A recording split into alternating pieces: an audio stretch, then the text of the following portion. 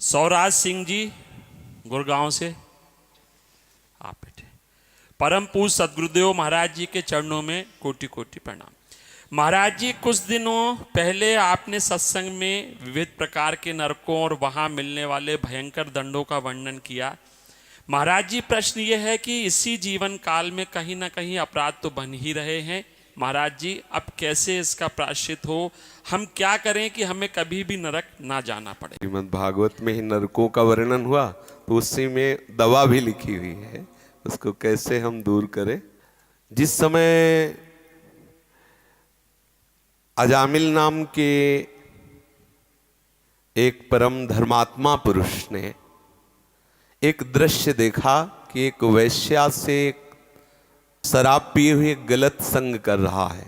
बस एक दृश्य ने उसकी वृत्ति बदल दी और वो वैश्यागामी हो गए। सारी संपत्ति अपनी वैश्या को दे दी, यहां तक कि माता पिता धर्म को छोड़ करके पूर्ण वैश्या का ही संग करने लगे। परिणामता कोई भी धर्म न रह गया। भागवत प्रमाण है, वो बहुत धर्मात्मा आदमी थे। इसीलिए साधक को सावधान रहना चाहिए कि कभी भी कोई भी दृश्य तुम्हें भ्रष्ट कर सकता है यदि सावधान न रहे। उनकी ऐसी दुर्दशा हो गई कि भगवत नाम लेना तो बात जाने दो, ब्राह्मण कुल में जन्म हुआ था, शराब पीने लगे और शिकार खेलने लगे, मृग और भी पशु पक्षियों को मार करके खाना, ऐसा सब। पर यदि कोई पहले धर्म से चलता है तो भगवान कृपा करते हैं और उसे अवसर देते हैं। तो संतों की एक मंडली गई तो गांव के लोग ने उपहास में कह दिया कि वो गांव से पूछा गांव के लोगों से कि कोई पवित्र ब्राह्मण हो तो उसके यहाँ रुक जाए या कोई ऐसा धर्मात्मा। वहाँ बहुत बड़ा धर्मात्मा पवित्र अजामिल है, ऐसा विनोद में उपहास करने के लिए संत मंडली को भेजा। जब वहाँ गए पूछा अजामिल जी हैं क्या? बोले हाँ आते होंगे। तो देखा एक दो हिरन में मारे हुए और एक मलिन वेश, देखने से ही लग रहा था कि ये पापी आदमी है। कहीं किंचन मात्र मुख में प्रसन्नता नहीं, तेज नहीं, आनंद नहीं।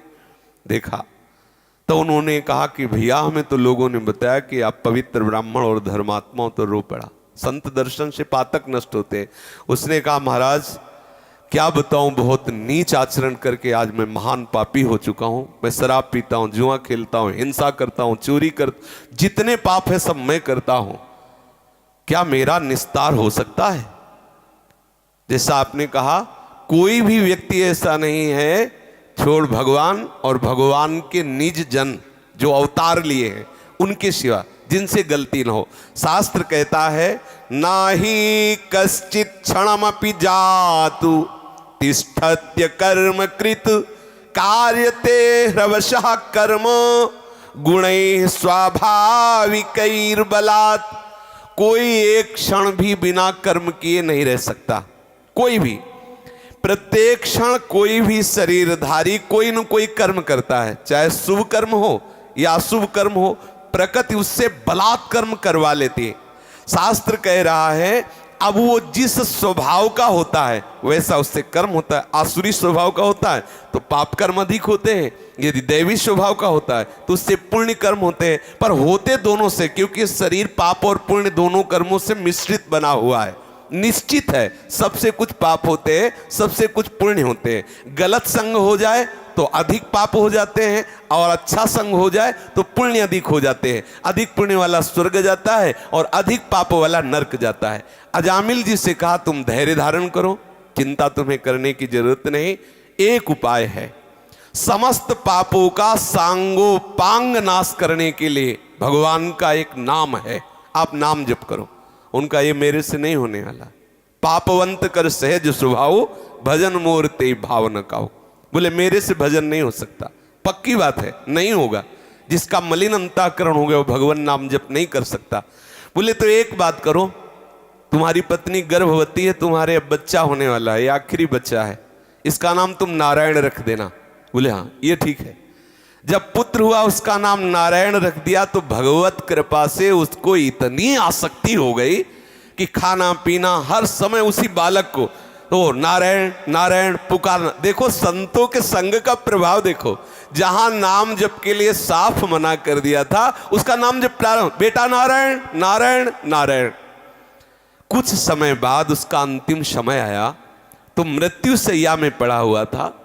उसको याद उसी अपने बच्चे की आई तो यमदूत आ चुके थे। भय से वो आक्रांत होकर व्याकुल होकर पुकारा नारायण बच्चे के लिए।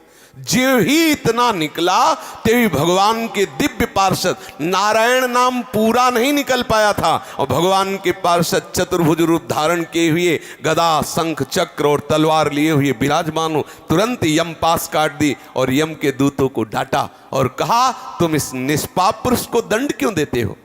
तो उनका महाराज आप ऐसे देखने में तो बहुत दिव्य लग रहे हो, ये निष्पाप कैसे हो सकता है, ये तो महान पापी। बोले ये परम पवित्र हो गया क्योंकि इसने समस्त पापों का प्रायश्चित जिससे होता है वो हमारे प्रीतम प्रभु का नाम उच्चारण, एक नारायण नाम उच्चारण मात्र से इसके सारे पाप नष्ट हो गए। स्वयं कहते हैं अयम ही कृत निर्वेशो जन्म कोट्यंग सामपि यद व्याजहार विवसो नाम स्वस्त्ययनम हरे एतेनैव रघोनोष्य कृतम स्वादघ निष्कृतम यदा नारायणायेति जगाद चतुरक्षरम।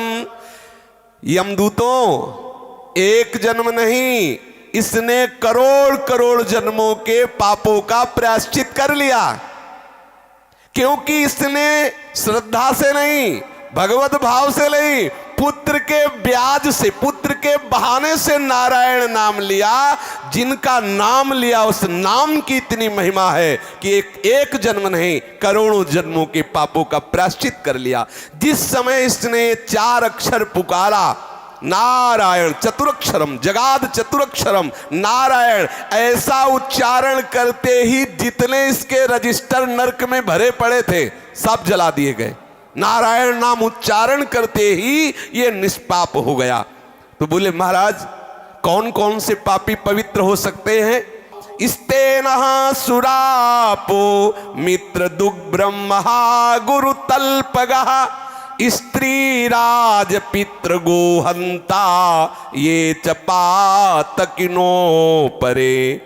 जो चोरी करता है, शराब पीता है, मित्र से द्रोह करता है, जो ब्रह्मघाती है, जो गुरु पत्नी गामी है, जो ऐसे नीच पुरुषों का संग करने वाला है, जो स्त्री की हत्या करने वाला है, राजा की हत्या करने वाला है, पिता की हत्या करने वाला है, गाय की हत्या करने वाला है, और भी जो बड़े से बड़ा पापी हो, सभी पापियों के पाप का नाश करने के लिए एकमात्र भगवान नाम है। जो हरि नाम का उच्चारण कर देते हैं, कृष्ण नाम का उच्चारण करते हैं, राम नाम का उच्चारण करते हैं, नारायण नाम का उच्चारण करते हैं, उसी क्षण वो समस्त पापों से मुक्त हो जाते हैं। सर्वेषामप्यघवता मिदमेव सुनिष्कृतम नाम व्याहरणम विष्णोर यतस्तद्विषयामतिः। समस्त पापों का प्रायश्चित एकमात्र भगवान नाम है। वो किसी भी बहाने से सही भगवान नाम उच्चारण कर ले परम पवित्र हो जाएगा, उसे गंगा नहाने की जरूरत नहीं। जो ऐसा महापापी है, न गंगा न गया सेतुर न काशी न च पुष्करम जिह्वाग्रे वर्तते यस्य हरिरित्यक्षरद्वयम्। हरि ऐसा उच्चारण कर लिया, उसे गंगा नहाने की जरूरत नहीं, उसे सेतुबंध रामेश्वर गया आदि में पिंडदान करने की जरूरत नहीं, उसे किसी पुष्कर तीर्थ यात्रा जाने की जरूरत नहीं, वो परम पवित्र हो गया। ऋग्वेदोऽथ यजुर्वेदः सामवेदो अथर्वणः अधीतास्तेन येनोक्तम हरिरीत्यक्षरद्वयम्। जिसने पुकारा हरि, उसको वेद पढ़ने की जरूरत नहीं, ऋग्वेद सामवेद अथर्ववेद सब वेदों के पाठ का उसे फल मिल गया।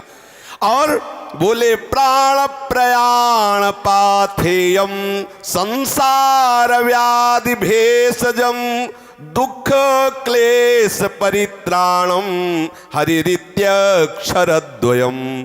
जिसने हरि ऐसा उच्चारण कर लिया तो प्राण छोड़कर जो यात्रा होनी उसके लिए उसने पूर्ण व्यवस्था तैयार कर ली।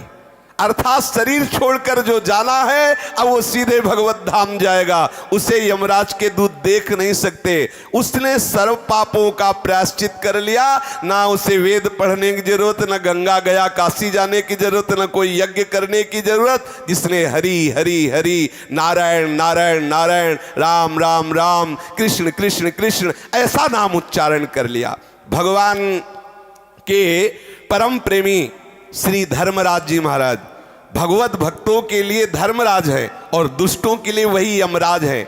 उन्होंने कहा है कि चाहे किसी भी बहाने से, किसी भी कामना से, किसी भी भाव से यदि कोई मेरे स्वामी श्री हरि का उच्चारण कर रहा हो तो अपने दूतों से कहा देखना भी नहीं उनकी तरफ। यदि गले में तुलसी की कंठी है, जिह्वा में नाम उच्चारण कर लिया तो लाने की बात जाने दो, वो कैसे भी हो देखना भी नहीं। बोले जिह्वान वक्ति भगवत गुण नाम ध्येयम चेतश्च न स्मरत्य चरणारविंदम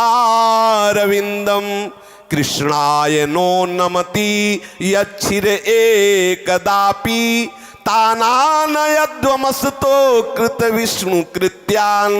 ऐसे लोगों को मेरे समीप लाना जिन्होंने जीवन में एक बार भी नहीं बोला कृष्ण।